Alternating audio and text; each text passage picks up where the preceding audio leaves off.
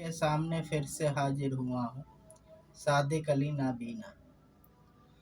आजम खान के ऊपर जो कार्रवाई की गई है, उनके परिवार के ऊपर, ये बदले की भावना है। रामपुर में आजम खान का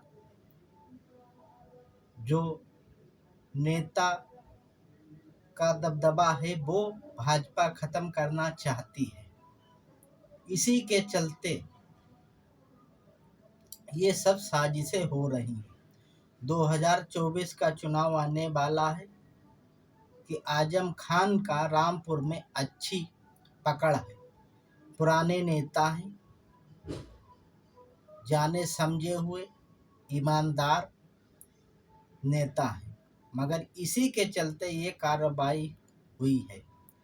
भाजपा के अंदर इतने जघन्य अपराधी नेता बैठे हुए हैं, उन पे कोई कार्रवाई नहीं। कार्रवाई भी थोड़ी बहुत होती है तो ये समझ लो ना के बराबर। पोक्सो, एक नाबालिग से यौन शोषण का आरोप लगा ब्रजभूषण के ऊपर, आज वो जेल से बाहर घूम रहा है। यही भाजपा का दोगलापन है। इसलिए हम कहते हैं कि भाजपा कभी भी मुस्लिम के हितैषी हो नहीं सकती। चाहे आजम खान हो, चाहे मुस्लिम समाज, चाहे दलित समाज, किसी के भी ये हक में काम नहीं करती। इसका मतलब एक ही है कि हर जगह पे भाजपा का ही बोलबाला रहे। ये दोगले लोग हैं, भाजपा के लोग आरएसएस की विचारधारा वाले लोग हैं। ये दूसरे लोगों को ऊंचाई पे पहुंचने नहीं देना चाहते हैं। इनकी सोच को समझो। ये देश के गद्दार हैं। अंग्रेजों से मिलकर इन्होंने भारत के 2 टुकड़े कराए। इसीलिए हमारा पाकिस्तान हमसे बिछड़कर दूसरा मुल्क हो गया है। इस बात को सोचने की सख्त जरूरत है। एकजुट होकर इस भाजपा को हराना है। 2024 में किसी हाल में भाजपा को नहीं देखना है।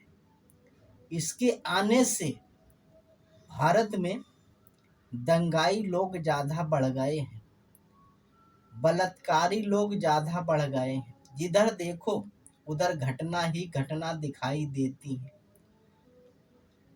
कहीं मस्जिद को देख लो, कहीं मज़ारों को, कहीं मदरसों को, यही ये टारगेट करते हैं।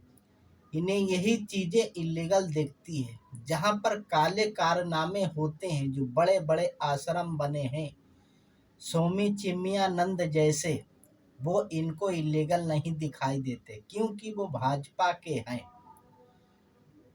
इतना बड़ा घोर अपराधी तो आज वो जेल से बाहर घूम रहा है। जो जज लोग हैं, वो भी भाजपा ही के इशारे पे काम करते हैं। भाजपा के नेता होंगे तो चंद ही सजा दी जाएगी। विपक्ष का, अगर मुस्लिम समाज का कोई नेता है तो उसके लिए कम से कम 2 साल की सजा दी जाती है। क्यों? इन्हें मालूम है ये लोग संसद में पहुंचकर खुलेआम भाजपा की धज्जियां उड़ाते हैं, इनके नाकारेपन को उजागर करते हैं। इसलिए ये सब कार्रवाई हो रही है। आजम खान दिलदार और दमदार एक नेता है। इतना टॉर्चर होने के बावजूद आज भी खड़ा हुआ है। इसीलिए हम कहते हैं कि राजस्थान के सभी साथियों, भाजपा आरएसएस को समझो और पिछड़े समाज वाली पार्टियों को बढ़ाओ। हमारी तो यही अपील है। मजलिस इत्तेहादुल मुस्लिमीन को मजबूत करो और अपने हक की आवाज बनो। पिछड़े समाज की पार्टियां यही पिछड़े समाज के लोगों को भला कर सकेंगे। यह आरएसएस की विचारधारा वाली नहीं। ये देश को बांटती हैं और अपने आप मलाई खाती हैं। यही इनका चरित्र रहा है। न ये भारत के संविधान, न लोकतंत्र, न सुप्रीम कोर्ट के जजों को, ये किसी को नहीं मानती। ये मनुवादी लोग हैं, आरएसएस की विचारधारा वाले लोग। मनुस्मृति लागू करने की हर वक्त सोचते रहते हैं किस तरीके से पिछड़ों को गुलाम बनाया जाए और हम ऊंचे पद पे बैठ के मलाई खाएं। यही इनकी साजिशें रही हैं। इससे हम सबको जागना होगा, इनकी गंदी सोच को समझना होगा।